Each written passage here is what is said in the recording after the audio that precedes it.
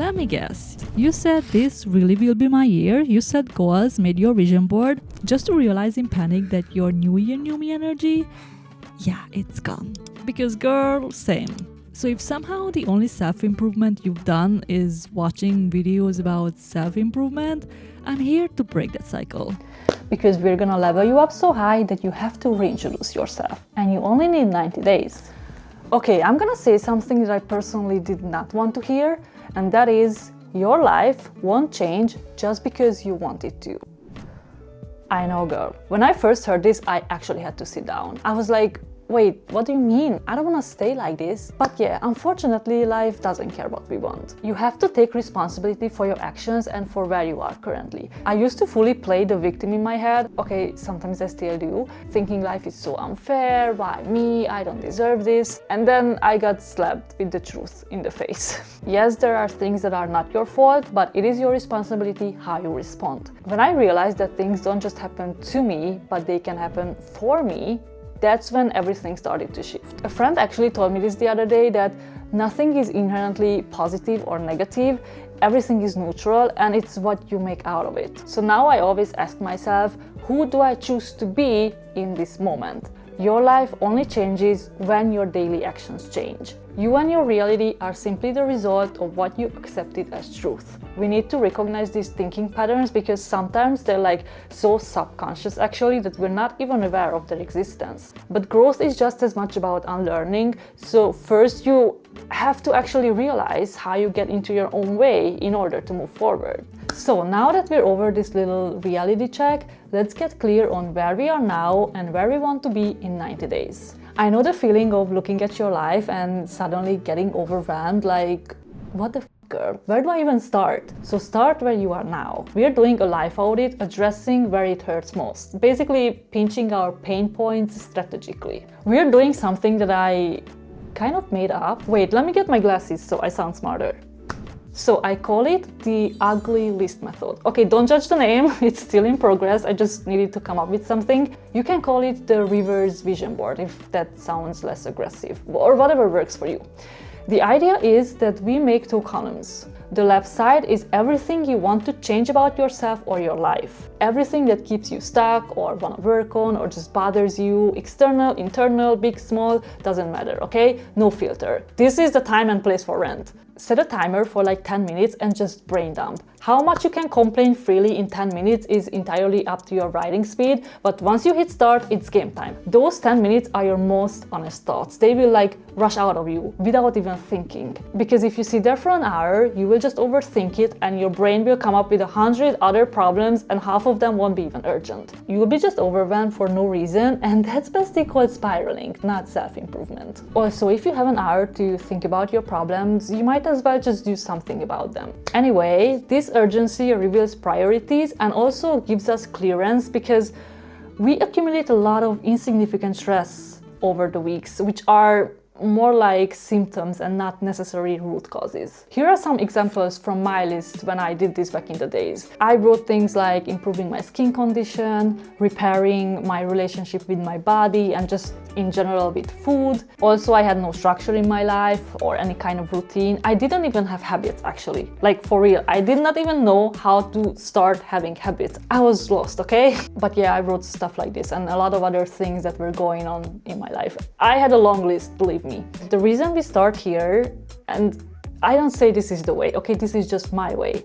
But in my opinion, pain is a much stronger motivator than vague dreams. You know, I'm all for this visualizing your dream identity and your dream life, but at least when I was trying to do it, I was like, okay, but how do I do it actually? If you don't know where is even your starting line, you cannot effectively move in the right direction and fix the right things that actually make a difference in your own life. If you don't recognize what is causing your distress personally, how do you know what to fix in the first place? You can fix what you don't face. You know yourself the best, you know what is actually going on in your life, so you don't have to follow a one-size-fits-all handbook. So if you don't want to have a morning routine because actually you're a night owl and you're most productive during the night, then you don't have to have one. Who am I to tell you what's best for you? Also, it's important that this list is not for beating ourselves up, okay? It's not about self-hate. It's like you look at the list, empathize with it, acknowledge it that yes, this is my current reality, And that's where I start. And now we're going to the right column. This is what progress you desire for in 90 days. But here's the shift. We're not writing goals, we're deciding who we become. Not what you want to achieve, but who you want to be. Because achieving a goal is really about becoming that kind of person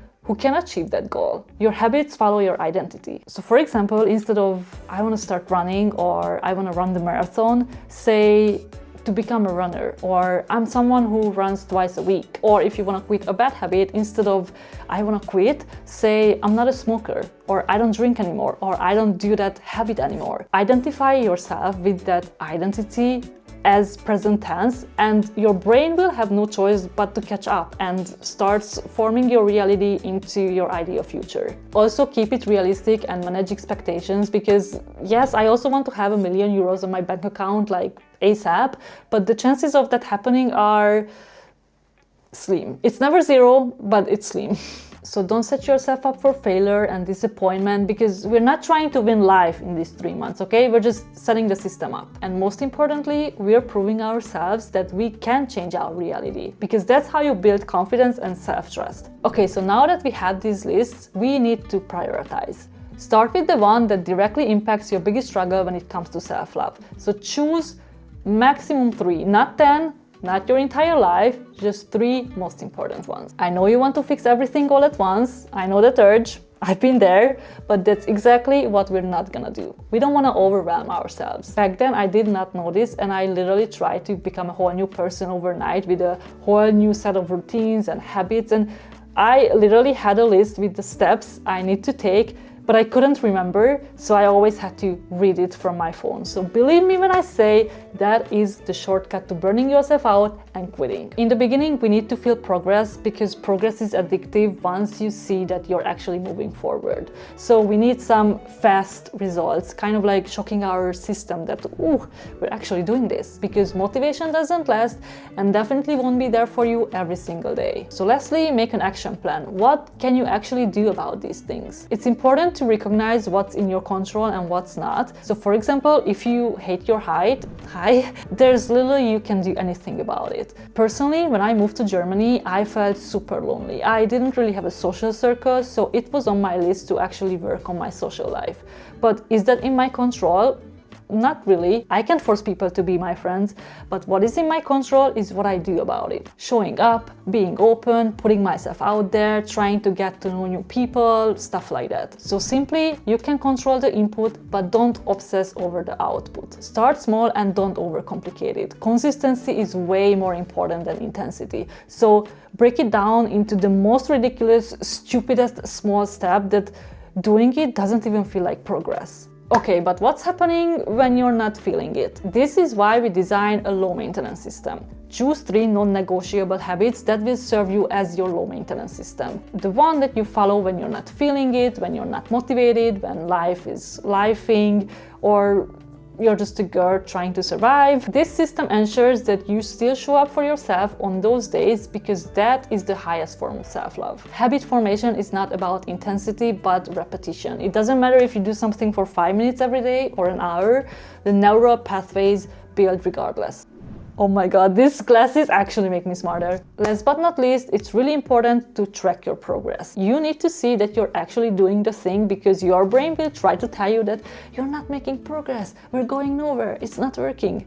But when you have proof, check marks, lists, photos, whatever, you can gaslight yourself. Also, reward yourself. And not only when you hit some big impressive milestones, show appreciation regularly for your efforts, because that feels good, and what feels good is likely to be repeated. Later, doing the thing itself will be the reward, but until we have to hack our little monkey brain.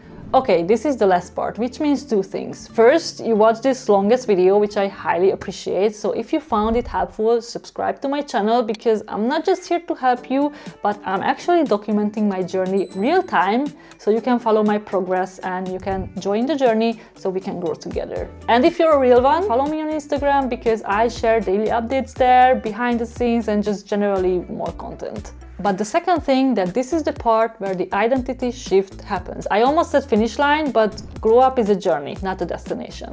Remember that. This is where you will not act like your dream self anymore. You're no longer trying, you just naturally are. Somewhere along the way, you start to realize that, wait, I'm the person who does her skincare every day, who shows up to the gym, who has a morning routine. Like, who is she? The real prize is not the clear skin or the toned body.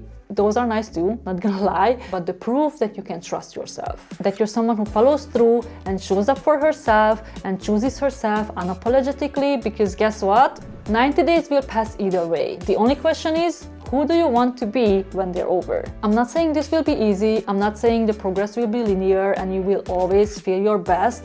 I'm saying it's possible and you can do it. Thank you for spending your time with me. I see you in the next one.